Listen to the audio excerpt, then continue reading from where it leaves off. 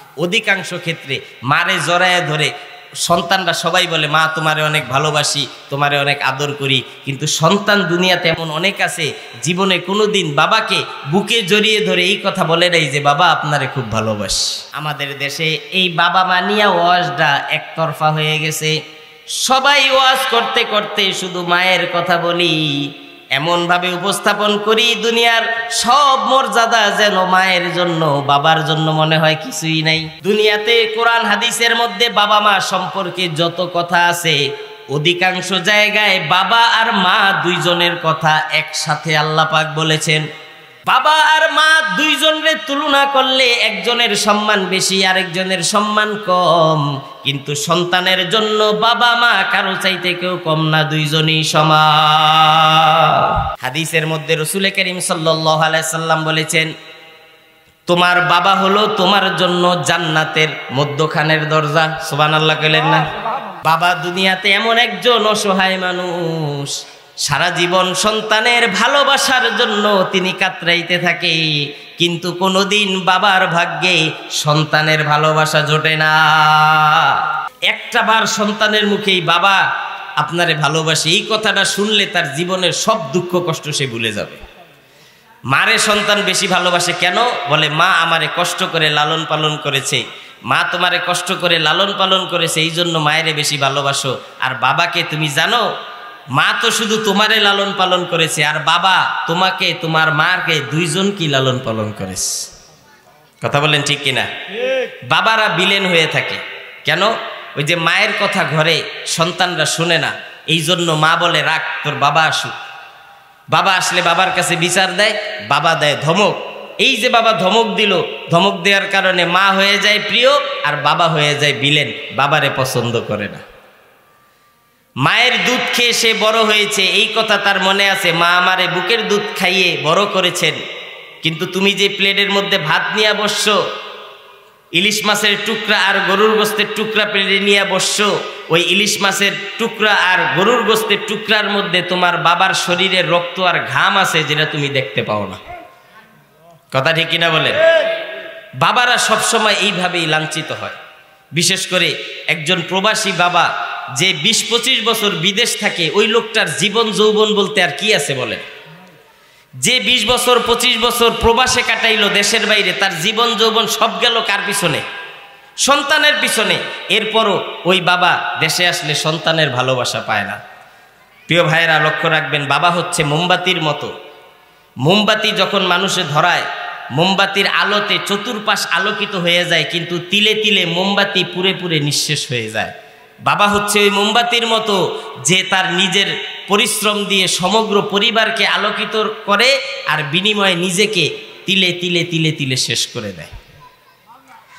দুনিয়াতে আপনি যত বড় হন, আপনার যত প্রিয় বন্ধু হোক, আপনি বড় হন এটা দুনিয়াতে আপনার কেউ চাইবে না। আপনি যদি কারো চাইতে বড় হয়ে যান, সেই বিন্দু মাত্র হিংসা হলেও আপনার জন্য তার ভিতরে থাকবে, যদিও সে মুখে বলবে না, কিন্তু কেউ চাইবে না যে দুনিয়াতে আপনি তার চাইতে বড় হন। আমি কোনোদিন চাবো না যে এই হুজুর আমার চাইতে বড় হোক, এই হুজুর চাবে না আমি ওনার চাইতে বড় হই। কেউ বড় হোক এটা তার চাইতে, কারো চাইতে আপনি বড় হন এটা দুনিয়াতে কেউ চাইবে না। কিছুটা হইলেও ভিতরে হিংসা তার থাকবে, কিন্তু বাবা দুনিয়াতে একমাত্র এমন মানুষ যে তার সন্তানরে নিজের চাইতে বড় হইতে দেখলে সবচাইতে বেশি খুশি সে হয়। বাবা যদি মূর্খ হয়, তার সারা জীবনের চেষ্টা থাকে আমার ছেলে যেন আমার মতো মূর্খ না হয়। বাবা যদি মুয়াজ্জিন হয়, সে চেষ্টা করে আমার ছেলে যেন ইমাম হয়। বাবা যদি থানার এসআই হয়, সে চিন্তা করে আমার ছেলে যেন ওসি হয়। বাবা ওসি হইলে সে চিন্তা করে আমার ছেলে যেন এসপি হয়। বাবা যত ছোট থাকে সে সব সময় আশা রাখে আমার সন্তান যেন আমার চাইতে বড় হয়। কিন্তু দুনিয়াতে আর কাউরে আপনি পাবেন না যে আশা রাখবো যে আপনি তার চাইতে বড় হন, কেউ চাইবে না এই কথা।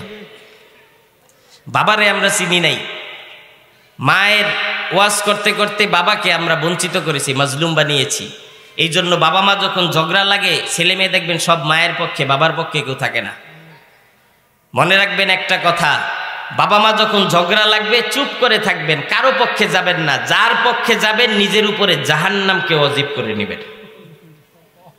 আপনার জন্য আপনার মা যা, আপনার বাবাও তা। বাবারে বলবেন বাবা, বাবার মতো, মারে বলবেন মায়ের মতো, কিন্তু কারো পক্ষ নিয়ে আরেকজনের মনে কষ্ট দিবেন, জাহান্নাম ওয়াজিব হয়ে যাবে। আপনি বিচার করবেন কার? আপনি তখন মায়েরে বাবারে বলবেন, মা তুমি হইলা আমার একটা চোখ, বাবা তুমি আমার আরেকটা চোখ, আমি যেমন আমার দুইটা চোখের সমান ভালোবাসি, তোমাদের দুইজনেরও আমি সমান ভালোবাসি। সুবহানাল্লাহ কইলেন না? আমি বাবা মা কারো বিচার করতে পারবো না, চুপ করে থাকবেন। বাবা মা যখন ঝগড়া লাগবো কারো পক্ষে যাবেন না, একজনের পক্ষে যাবেন, আরেকজন নারাজ হবে, আপনার জন্য জাহান্নাম ওয়াজিব হয়ে যাবে। প্রিয় ভাইরা আমার, বাবা হচ্ছে দুনিয়াতে এমন একজন মানুষ। রাসূল করিম সাল্লাল্লাহু আলাইহি সাল্লামের কাছে এক সাহাবী বাবার নামে বিচার নিয়ে আসছে, বাবার নামে বিচার দিতেছে। কি বিচার? ছেলে এসে বলতেছে, ইয়া রাসূলুল্লাহ সাল্লাল্লাহু আলাইহি সাল্লাম, আমার বাবার জন্য টাকা পয়সা রাখতে পারি না, অনেক টাকা খরচ করে। আমি একদিক দিয়ে কামাই, আরেক দিকে আমার বাবা খরচ করে, আমি একদিকে কামাই, আরেক দিকে বাবা খরচ করে, বাবার জন্য আমি সম্পদ রাখতে পারি না, বাবার কারণে আমি অতিষ্ঠ। হে রাসূল, আপনার কাছে আমার বাবার নামে বিচার দিয়ে গেলাম, আপনি একটু আমার বাবাকে বুঝাইন, সে যেন এইভাবে আমার সম্পদ নষ্ট না করে। নবীজি জিজ্ঞেস করলেন, তোমার বাবার নাম কি? বলে অমুক। আল্লাহ রাসূল সাল্লাল্লাহু আলাইহি সাল্লাম একজন লোক পাঠাইলেন ওই সাহাবীর বাবার কাছে। আমার রসুল বাবার চেহারাটাও রসুল জীবনে কোনোদিন দেখেন নাই। বাবার ভালোবাসা কি জিনিস আমার রসুল তা জানেন না। এই জন্য রসুলের বুকে সবসময় বাবার একটা ভালোবাসার অভাব তিনি সবসময় অনুভব করেছেন। ওই মুহূর্তে সন্তান যখন বাবার নামে বিচার দিয়েছে, আল্লাহ রসুলের পছন্দ হয় নাই। তিনি একজন লোক পাঠাইলেন, তার বাবার কাছে যাও। লোকটা গেল তার বাবার কাছে, গিয়ে বলল, তোমাকে রসুল ডাকছেন। তো লোকটা বলতেছে, আমাকে রসুল হঠাৎ করে ডাকলেন, ঘটনা কি? লোকটা বলতেছে, কি ঘটনা জানি না, তবে আমি তোমার কাছে আসার আগে দেখছি তোমার ছেলে রসুলের কাছে বসে আছে। বাপ তো বাপই হয়, বাবারে সব কথা বলা লাগে না, বাবা এমনি বসে। বাবা যখন তার এই ছেলে ওইখানে ছিল, এই কথা শুনছে, বাবা বুঝতে পেরেছে যে ছেলে রসুলের কাছে তার নামে বিচার দিয়েছে। তখন বাবা রসুলের কাছে আসতেছে, আর রাস্তা দিয়ে মনের দুঃখে কিছু কবিতা পড়তে পড়তে সে আসতেছিল। রাস্তার মধ্যে সে যেই কবিতাগুলি পড়েছে, রসুলের দরবারে যাওয়ার আগেই রসুলের কাছে তার মনের ওই দুঃখের কথাগুলি আল্লাহ পাক ফেরেশতার মাধ্যমে পৌঁছায় দিয়েছেন। এবার লোকটা রসুলের সামনে গেল, যাওয়ার পর আল্লাহ রসুলের তাকে বললেন, আপনি রাস্তা দিয়ে আসার সময় কি কি বলছিলেন কথাগুলি আরেকবার বলেন। সুবহানাল্লাহ কইলেন না? লোকটা বলতেছে, হে রসুল, আমি রাস্তায় কি কথা বলছি আপনি জানলেন কিভাবে? সে আল্লাহ রসুল বলতেছে, আপনি কি জানেন না আমি যে আল্লাহর নবী? আপনি কি বলেছেন? আপনি আমার কাছে আসার আগেই আপনার কথাগুলি আল্লাহ আমার কাছে পৌঁছায় দিয়েছেন। লোকটা বলতেছে, হে রসুল, আপনি তো আল্লাহর রসুল, আপনার সামনে মিথ্যা বলেও বাঁচার উপায় নাই। হে রসুল, আমি মনের দুঃখে কথাগুলো বলছি এই জন্য, জীবনে যখন একা ছিলাম চিন্তা করেছিলাম একটা বিবাহ শাদী করব। বিবাহ শাদী করার পর আমার এই সন্তানরে আল্লাহ পাক যখন দান করলেন, সন্তান আমার কোলে যেই দিন আসলো, সেই দিন সন্তানকে কোলে নিয়ে ওয়াদা করেছিলাম, জীবনে যা আমার জিন্দেগি আমি কাটাইছি, আমার জিন্দেগি শেষ, আজকের থেকে যতদিন বাঁচবো আমার এই সন্তানের জন্য আমি বাঁচবো। জীবনের সব কিছু সন্তানরে দিয়ে দিলাম, আর সেই সন্তান আজকে আপনার কাছে এসে আমার নামে বিচার দিল, এই জন্য মনের দুঃখ আটকে রাখতে পারি নাই। লোকটা তাকিয়ে দেখতেছে, তার গল্পের কথা শুনে আমার রসুলের দুই চোখ থেকে পানি ঝরতে ঝরতে, পানি টপ টপ করে দাড়ি মুবারক ভিজে জমিনের মধ্যে পানি পড়তেছে। নবীজি ছেলেরে ডাক দিলেন, ছেলে আসলো। আসার পর রসুল বিচার করলেন। কি বিচার জানেন? আল্লাহ পাক তার রসুলরে দিয়ে বিচার করাইলেন। রসুল বললেন, তোমার অভিযোগ হইল তোমার বাবা তোমার সম্পদ নিয়ে খরচ করে, তাই তো? বলে হ্যাঁ। আল্লাহ রসুল বলেন, আংতা ওয়া মালুকা লি আবিকা, তুমিও তোমার বাবার, তোমার ধন সম্পদ যা আছে সব তোমার বাবার। সুবহানাল্লাহ কয় না? কথার অর্থ বুঝছেন আপনি? তোমার সম্পদ খরচ করবে তোমার বাবা কিভাবে? তুমি নিজেই তো তোমার বাবার। সুবহানাল্লাহ কর। তুমি নিজেই তোমার বাবার, তোমার সম্পদও তোমার বাবার, বাবার নামে কোনো বিচার নাই, যাও। এক লোক বৃদ্ধ হয়ে গেছে, সে তার ছেলেকে বলতেছে, বাবা তুমি বিকালে বিভিন্ন জায়গায় ঘুরতে যাও, আমাকে তো একদিন একটু ঘুরতে নিয়ে গেল না, আমারও তো ঘুরতে যাইতে মনে চায়, আমার এখন কাজবাজ নাই, বুড়া মানুষ, একা একা থাকি।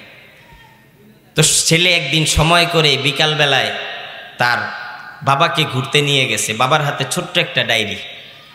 তো ঘুরতে গিয়ে পার্কে গেছে, গিয়ে একটা বেঞ্চের উপরে বসছে, বসার পর বাবা ছেলেরে বলতেছে, বাবা ওইটা কি? তো ছেলে বলতেছে বাবা ওইটা কাক। বাবা আবার ছেলেরে বলতেছে বাবা ওইটা কি? ছেলে বলতেছে বাবা ওইটা কাক। তৃতীয়বার আবার বাবা জিজ্ঞেস করতেছে ছেলেরে বাবা ওইটা কি? ছেলে বলতেছে ওইটা কাক। তৃতীয়বার যখন প্রশ্ন করছে ছেলে রাগ হয়ে গেছে, রাগ করে বলতেছে আপনি কি অভিনয় করেন না নাটক করেন? বারবার বলতেছে এটা কাক, আপনি কি শুনেন না? কতবার বললাম কাক, তারপরে আপনি বারবার একই প্রশ্ন করতেছেন। এই কথা যখন বাবাকে বলল, মাথাটা নিচে দিয়ে দিল। ওই যে ছোট্ট ডায়েরিটা হাতে ছিল, সেই ছোট ডায়েরিটা বের করে ছেলেকে দেখাইল। অমুক সনের এত তারিখ, তখন বয়স ছিল তোমার 2 বছর। তোতলার মতো তুমি কথা বলতে মুখে আটকে আটকে। বিকাল বেলায় আমি তোমার এরকম বাগানে পার্কে ঘুরতে নিয়ে এসেছিলাম। ওই দিন তুমি এই জায়গায় বসে আমাকে 250 বার প্রশ্ন করছিলা বাবা ওইটা কি, আর 250 বারই আমি হাসি মুখে উত্তর দিছিলাম বাবা ওইটা কাক। তুমি আমারে 250 বার প্রশ্ন করেছো, আমি বিরক্ত হই নাই। যতবার প্রশ্ন করেছো ততবার হাসি মুখে উত্তর দিয়ে তোমার গালে একটা চুমা দিয়েছি। আর আজকে সেই বাবা 3 বার জিজ্ঞেস না করতে তুমি বিরক্ত হয়ে গেলা বাবা। এর নাম হচ্ছে বাবা। এর নাম কি? মাকে বেশি ভালোবাসতে গিয়া বাবার যেন অবহেলা করা না হয়। বাবা সারা জীবন অবহেলা হয়ে থাকে, শেষ পর্যন্ত সন্তানরাও বাবাকে ভালোবাসে না। নিজের স্ত্রীও সন্তানদের সাথে মিলে ঘরের বাবার বিরুদ্ধে চক্রান্ত করে। এই জন্য কেউ বাবার ওয়াজ করে না, আমি করলাম। কারণ আমি জানি মায়ের কথার ওয়াজ করার হুজুরের অভাব নেই, কিন্তু বাবার ওয়াজ আমার জীবনে আমি কারো কাছ থেকে শুনি নাই। এখন বলবেন হুজুর কারো কাছ থেকে না শুনলে আপনি বুঝলেন কিভাবে? আমি বুঝেছি সেই দিন যেদিন নিজে আমি বাবা হয়েছি। যতদিন পর্যন্ত নিজে বাবা না হবেন, আমি মাঝে মধ্যে আমার ছেলে মেয়েদেরকে ধমক দিই দুষ্টামি করলে, আমার স্ত্রী দেয় না। এই জন্য আমার ছেলে মেয়েরা আমার স্ত্রীর সাথে যত বেশি ক্লোজ, আমার সাথে তত ক্লোজ না। কেন? ওই যে আমি ধমক দিই, অথচ ধমকটা দিয়েছি তার জীবনটা সুন্দর করার জন্য। বাবা এইভাবে সারাটা জীবন বাবা রক্ত ঘাম পানি করে সন্তানের জন্য ভবিষ্যৎ গড়ে। প্রিয় ভাইরা, আপনি লক্ষ্য করেন, বাবা সারা জীবন রক্ত ঘাম পানি করে কাজ করতে করতে পিঠের চামড়াটা কালো হয়ে গেছে। কোনো সন্তান যখন বাবার কাছে কোনো কিছু চায়, আর চাওয়ার পর সন্তানকে যদি বাবা ওইটা দিতে না পারে, তাহলে সন্তান যতটুকু কষ্ট পায় তার চাইতে 1000 গুণ বেশি কষ্ট তার বাবা পায়। আমার ছেলে আমার কাছে চাইলো, আমি দিতে পারলাম না, ছেলের চাইতে কিন্তু বাবাই কষ্টটা বেশি পায়, কিন্তু ওই কষ্টের কথা সে বলতে পারে না। এই জন্য প্রিয় ভাইয়েরা, বাপকে ভালোবাসবেন। যাদের বাবা জীবিত আছে আজকে যাবেন, পায়ের মধ্যে জড়ায় ধরবেন, চুমা দিবেন। আমার বাবা নাই, আমি জানি দুনিয়াতে কি হারিয়েছি। যতদিন বাবা ছিল আমি ছিলাম রাজপুত্র, আর যেদিন থেকে আমার বাবা মারা গেছে সেই দিন থেকে আমি নর্দমার কীটের মতো অবহেলিত হয়ে গেছি। কেউ আমারে মূল্য দেয় না। বাবা থাকতে বাবার বন্ধুরা বলতো, তোর বাবার দরকার কি বেটা, আমরা আছি না, খালি পড়ালেখাটা শেষ কর, সব কিছু আমরা করে দেব। এই কথা আমার বাবার সামনে বাবার বন্ধুরা বলতো। যেই বাবা মারা গেল, ওই বাবার বন্ধুরা কোনোদিন ডাক দিয়ে জিজ্ঞেস করে নাই তুমি কেমন আছো। আপনার বাবা যতদিন জীবিত থাকবে সমাজে আপনার দাম থাকবে। আপনার বাবা যতদিন আছে মানুষের কাছে আপনার মূল্যায়ন আছে। আপনার বাবা যতদিন আছে আপনার দাম আছে, বাবা নাই আপনার মূল্য শেষ। এই জন্য আজকে বাড়িতে যাবেন, বাবার পা জড়ায় ধরবেন, মাপ চাইবেন। মাপ না চাইলেও শুধু খালি এতটুকু কথা বাবারে জড়ায় ধরে বলবেন যে বাবা আপনারে আমি অনেক ভালোবাসি। কথাটা কোনোদিন বলতে পারি নাই, আজকে বললাম আপনারে ভালোবাসি। দেখবেন মাপ চাওয়ার দরকার নাই, বাবার কলিজাটা ফুলে এত বড় হয়ে যাবে। পারবো তো ইনশাআল্লাহ? মাকেও আমরা ভালোবাসবো যেমন, বাবাকেও ভালোবাসবো তেমন, বাবা মা দুইজনের সমান ভালোবাসবো। পারবো তো ইনশাআল্লাহ?